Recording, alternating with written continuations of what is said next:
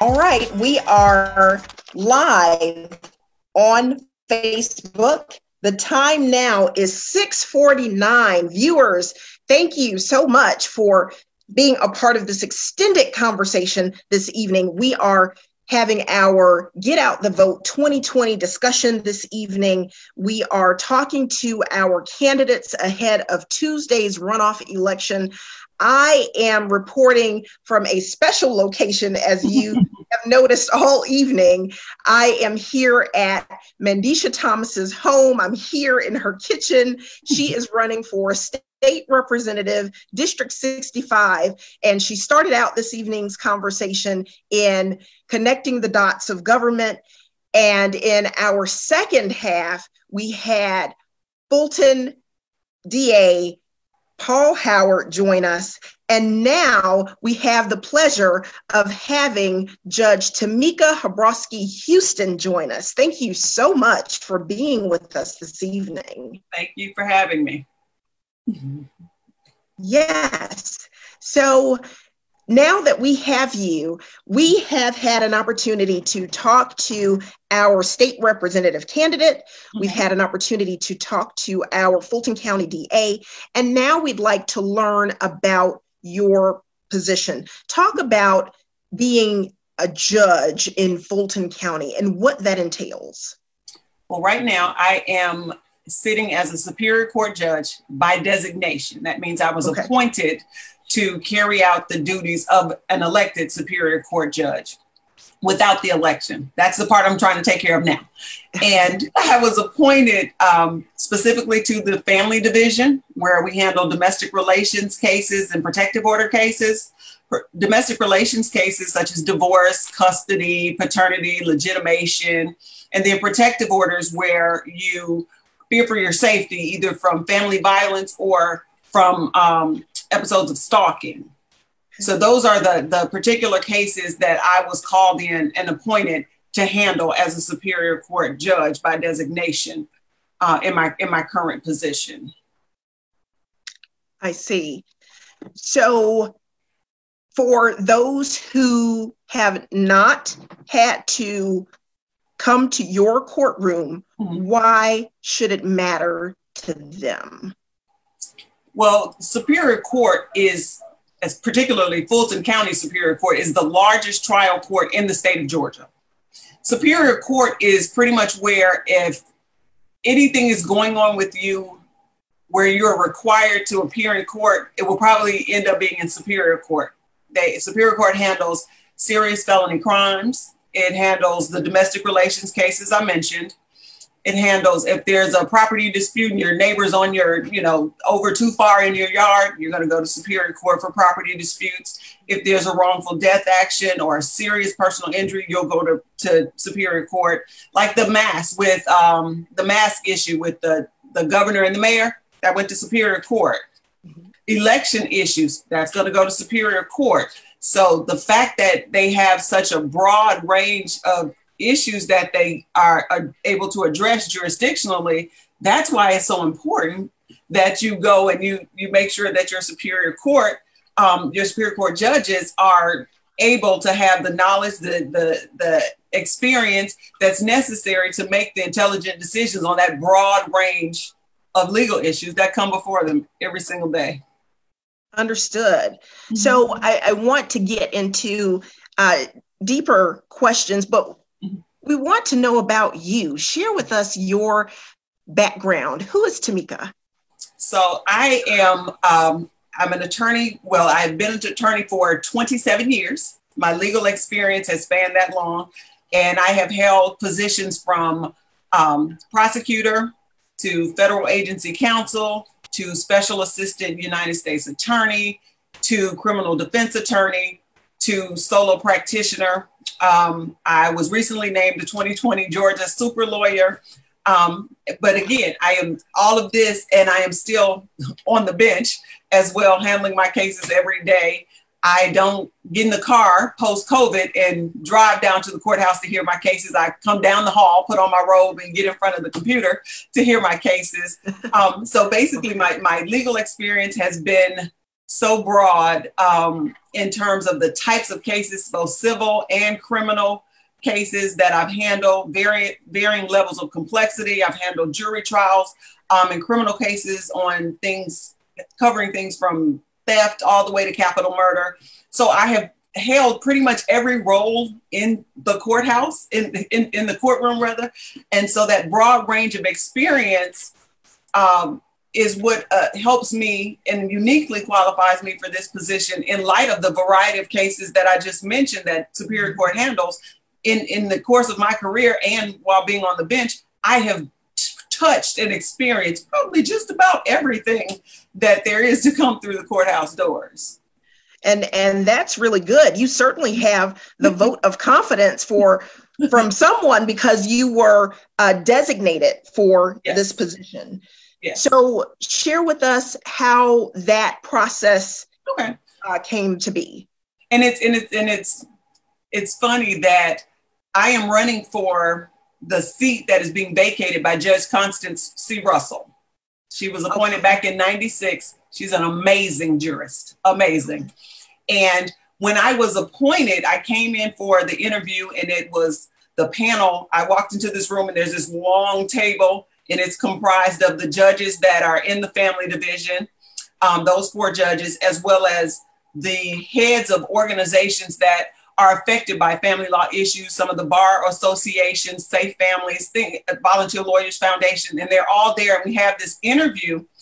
And Judge Russell is actually one of the interviewers because I was appointed to be her judicial officer. So I was appointed to sit by designation for her. Okay. So it was that whole, vote of confidence that here you can do, you can do the job.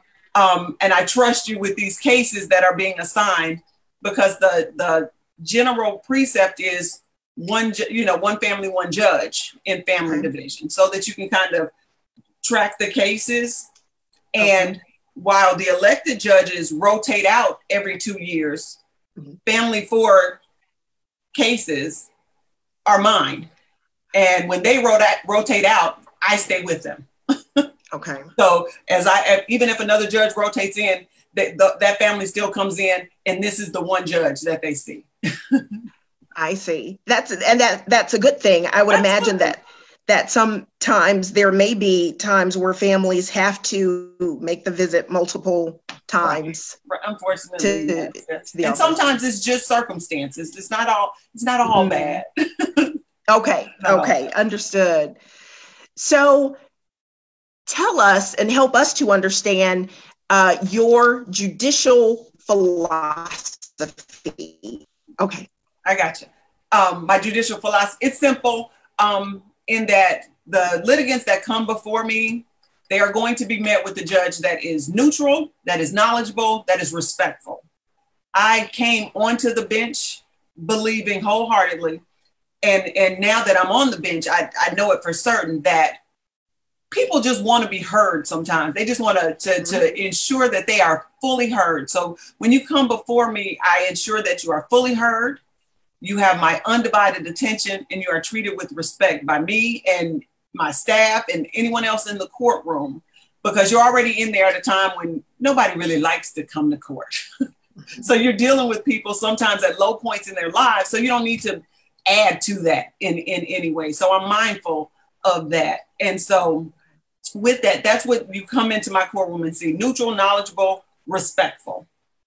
That's wonderful. And might I say, let me say 2 things. One, I want to congratulate you going back to the recent designation that you received.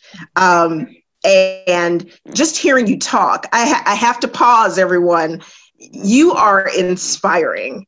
So yes, you are. And I'm enjoying this conversation. So I would love to know, just diverting just for a moment, who inspired you? So growing up, I got to see, the legal system, the good parts and the bad parts. And my dad, he was injured at work, got to see how he was made whole through that whole thing and getting his surgeries and having to go back and forth. at the time. Now I know it was probably mediation and not necessarily court, but it just looked like the courthouse to me at the time. Okay. And he had an employment discrimination case, and it didn't go well. I don't feel like he was treated fairly because of just what was going on and what I could see at the house, what was going on, and him coming home. And then he also was a witness to police brutality in Chicago, and he was, threatened and harassed not to testify and all that, but he stood up and he did. And he helped to get justice for the widow of that guy who was killed. And so just being able to look at that, I said, okay, I see the law can help you. Sometimes people don't use it right. So I felt like I wanted to be able to use the law to help people to leave them better than when I met them. Because seeing my dad, get justice for his injury and things like that, as an attorney, it made me fight. That's what makes me fight so hard for my clients. And now as a judge, that's what makes me listen so hard and be so mindful of the rulings that I'm giving out and how it's affecting people and impacting people's lives far beyond what we just see right there in the courtroom. They have far-reaching consequences. Right, because how you interact with people that matters, right? So absolutely, yes. So that's really good. Question. Yes. Have you, when people go to court, normally they don't, if they're talking about their experience at court, is it usually, so I went in and that statute just was not applied properly and that rule was not followed, that standard of proof, it was just not applied. No, what you hear, that judge did not listen to me. That judge was not paying attention. She was not fair. She wasn't checking for my argument. And that's what you hear. So I think you have to address that. Right. Because then that changes how people view coming to court. Exactly. And how they're treated. If I can sit there and for a fact that I have listened to you, giving you my undivided attention, I have asked you questions, I have allowed you to get your point out. It's so much harder to say, well, she just wasn't fair to me because she wasn't listening to me, because I did. And I made sure you knew that I was listening to you. I've even had people tell me, there was a guy in a legitimation, and after it was over, he wanted the moon and the stars, and I could give him some of the sky, and that was it. But he stayed after, and he said, I appreciate you, Judge. I didn't get what I wanted.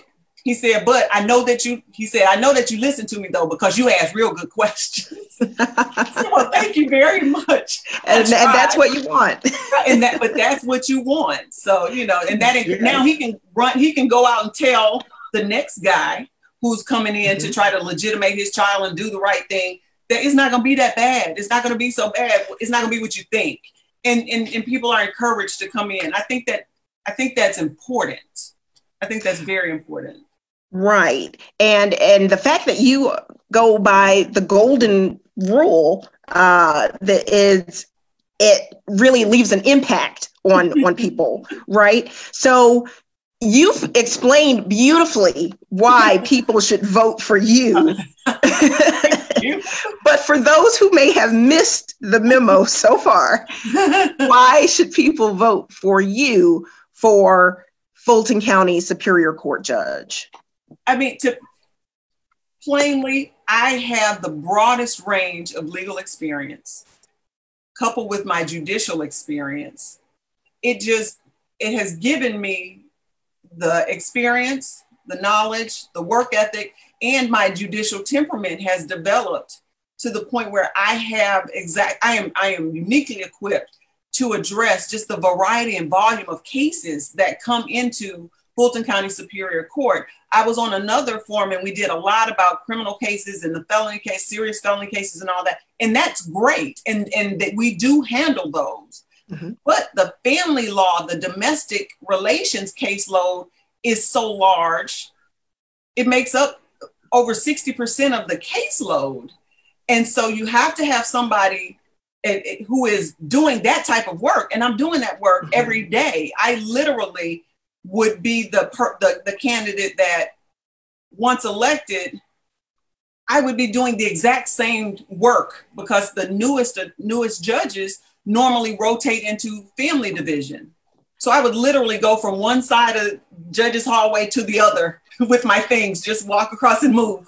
And I'm doing the same work. So I would be ready to go day one. And even in the eventuality that I did rotate into just general handling, criminal and civil, my background is so broad till, again, I have touched on just about every issue that could potentially come through the courthouse. So day one, I am ready to hit the ground running. Right. You are very experienced, and that makes me feel good as a resident of Fulton County. So thank you so much for your service there. And I find that very interesting that more than half of the cases are family law. So once you are in place after the election, is that one of your top priorities that you plan to address immediately? In terms of the family law cases?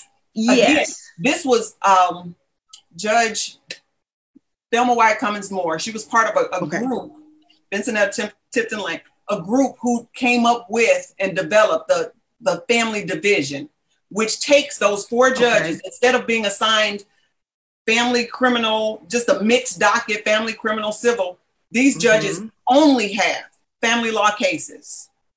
And then they're assigned a judicial officer, which is my current role as a judge, to assist with getting those cases through the system and resolved, because you don't want people who are going through family issues to kind of languish there. They need their issues resolved. We're talking about children here. We're talking about families and the home. So we need to have those addressed. And so that process was put in place. So with that family division, you have 4 judges that are assigned there. They volunteer, or it's either the most senior and the most junior, the newest. So, and if by some, for some reason somebody wants to volunteer, then maybe I wouldn't go in. But just generally, I would rotate into family division and continue doing what I do every day, even post-COVID now. So. Okay, wonderful. And it's really good that you are passionate about what it is that you do, and that you are wanting to make a difference in the lives of all who come through your doors. Absolutely. So that's wonderful. So share with us how residents can get involved. Of course, there's an opportunity for everyone to go to the polls on Tuesday, but is there also a volunteers group or something of the sort as it relates to family law, or is there anything else that can be done other than to just go to the polls? So we're going to the polls. Very important. We're in these runoffs. Your voice was heard initially in the general, but you got to come back to have your choice elected. You have to come back. There's one more day tomorrow of early voting, and then Tuesday. So I let that, we've done that. But now I do have a special place in my heart. This isn't even my court. Okay. But I would handle appointed cases. I would take pro bono cases representing children and parents in juvenile court. And they have a program called the CASA program, the Court Appointed Special Advocate program. And they are looking for volunteers all of the time. And you go through a training, and you are there to act as a liaison if there's a child who needs to be placed, or there's a custody issue. And you go out and you talk to the family, you talk to the child, you talk to teachers, and you get to kind of assist the court with gathering information. So that's something that is just near and dear to my heart, because it's such a great program, and they have such great people that do it, because you have to be a special person to devote that kind of time and care. And then as far as in Superior Court, people talk about the transparency and things like that. You can come into the courthouse and court watch any day of the week. You can go into any of those courtrooms and watch what's going on, and watch your elected officials and see what they're doing, see how things are going in these courtrooms. So I encourage people to do that, because that's another way that kind of the stigma and the perception of how the judges are with people, that's another way to kind of to break through that and see that we are people. Now we are tasked, it's a tough job because we are tasked with making these decisions for people. And I tell people all the time, I don't necessarily want to make the decision for your life. You know yourself and your situation better than anyone, but you're here. And if I have to, I absolutely will. And I want them to understand that in doing that, I don't take that lightly at all. I don't take it lightly. I don't take the responsibility for granted either. So people can get involved just by coming out to see what's going on, asking questions. If you have an organization that you're a part of and things like that, invite a judge out. See if you can ask some questions. We can't give, you can't ask us a hypothetical, how would we rule about things, but you can ask generally about the court process and things like that. And now I will say one of my goals is to increase the accessibility of the courts and make it more public friendly and just educate people on the resources that are there and things like that. So there are definitely opportunities to get involved. For court appointed special advocate, CASA, C-A-S-A. I see. Okay. So that's one way for people to get involved. Okay. And also the going to court watch. That's the second way that people can get involved. Mm-hmm. Okay. Just wonderful. Go down there, pick a courtroom, go sit down. Okay. That's great. So you've heard it here first. If you'd like to get involved above and beyond going to the polls on Tuesday, then those are another 2 opportunities to get involved. Mm-hmm. Yes. And so before we joined with Judge Houston, we were talking about behind the scenes Murphy's Law. And so to our viewers, I want to thank you for hanging in here with us this evening, because as Murphy Law suggests, anything that could go wrong will go wrong. But we have persevered this evening, and I have thoroughly enjoyed my time with you this evening. Same here, Judge Houston. And yes, absolutely. Now, I have one last question for you. You talked about how you how you became an attorney, where that love and passion stemmed from. But talk about how you became a judge. What was the decision to go that route? Well, so in pursuing my current appointment, I'll start with this. It's not those lovely flexible hours where I get to enjoy such work-life balance, because that's not what comes with this job. But I just I love my job.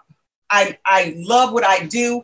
As I sit on that bench, I truly believe that I am living out my purpose, because in coming onto the bench, I wanted to help people, leave them better off than when I met them and all that. And like I said, seeing what my dad went through. As an attorney, I fought harder.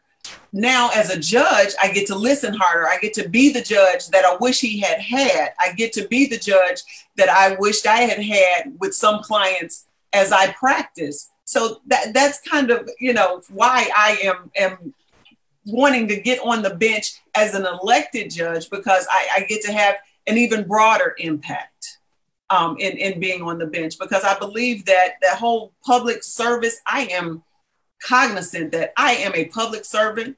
The voters put me in my position, and I want to make them proud of their vote for me. Not just my family, my parents, my husband, my siblings, but the voters who have put their support and trust in putting me on that bench. I want them to be proud of that vote when they walk out of the polls tomorrow or Tuesday, and all throughout my term up until re-election, when it's time to put me back in there. I want them to be proud of that vote and say, yeah, I did the right thing.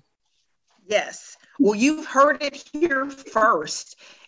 Tuesday is an important day, and we have to make sure that everyone goes out and votes for the runoff election. Exactly. So, Judge Houston, thank you so much for your time. And yes, absolutely. And anytime that there's anything that you'd like to discuss, please feel free to come back onto our platform so that we can have that discussion.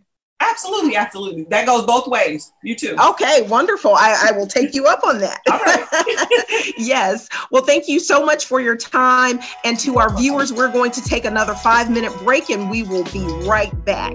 Thank you so much. All right. Thank you.